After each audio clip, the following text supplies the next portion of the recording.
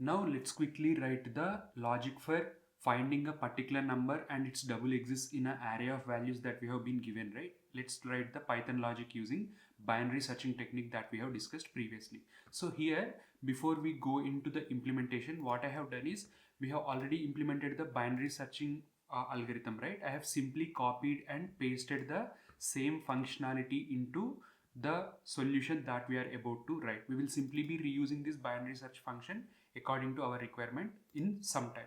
Okay, but first anyway, as part of the core implementation of our main function, what I want to do is, if at all the value of the array that we have got is none, or if at all the array that we have got has less than 2 elements, then there is no possibility that we have a particular number and its double exists in the array of values that we have got, right? If at all the length of the array that we have got is less than 2, in this case we will simply return false.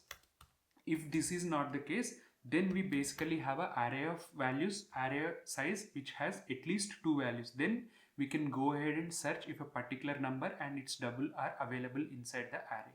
Okay, now here as part of the first step, what we will do, we will basically sort the array of values that we have got. So here I will simply use the internal sort function that we get on the Python list, which basically sorts the given array of values in the ascending order. Now we will simply run a loop for I in range of from 0 till the last value we have in the array.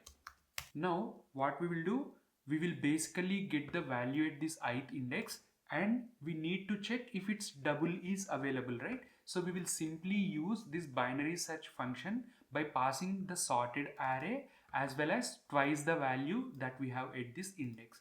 So here let's just call self dot binary search and the sorted array is ARR, and along with that we need to search for the twice the value we have at the ith index. So let's just pass 2 into the value at the ith index, and this binary search function will basically check the entire array of values for this particular value. If it is available, it will return that particular index, otherwise in the end it will return -1, right? And let's just try to store that result in some variable index. Now when we can say the index that we have got is a valid index and it has the twice the value we have at the ith index, is basically if at all the index that we have got from the function call is greater than or equal to 0. Along with that, what we need to do, and the index that we have got is not equal to the I itself. For example, as part of the problem statement, it is very clear that we need to find the twice the value that we are looking at some other index.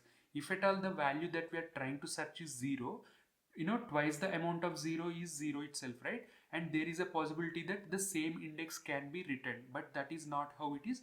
We need to search the separate index for finding that double the value. That's the reason why I have added this condition here. If this condition matches, then basically we know that the particular value and its double are available, so we will return true here. Okay, and let me just minimize this. If this is not the case, we will simply move on to the next value and we keep on going and keep on searching for that value at that particular index, and we will search if that double the value is available. If at all if it is available, we will return true. But if at all after searching all the values in the array, if no such pair is found, in the end we need to return false, indicating that there are no such pairs. Here the other way is basically, if at all if you have been asked to print the values, you can print the value at this ith index and you can print twice the value at ith index, so that you know where exactly you want. If at all if you want indexes also, you can print I and index as well. It is completely up to you. Whatever the interviewer asking, you can return those specific values, but our aim is to return true or false. That's the reason why true and false I'm returning here. Okay, so that is the way we find if a particular number and its double are available inside the same array using binary searching technique. Okay, so here the array of values that I have passed are 1, 5, 3, 4. If you look at here, there is no value and its double are available. So if I run this program right now, the expected output is false.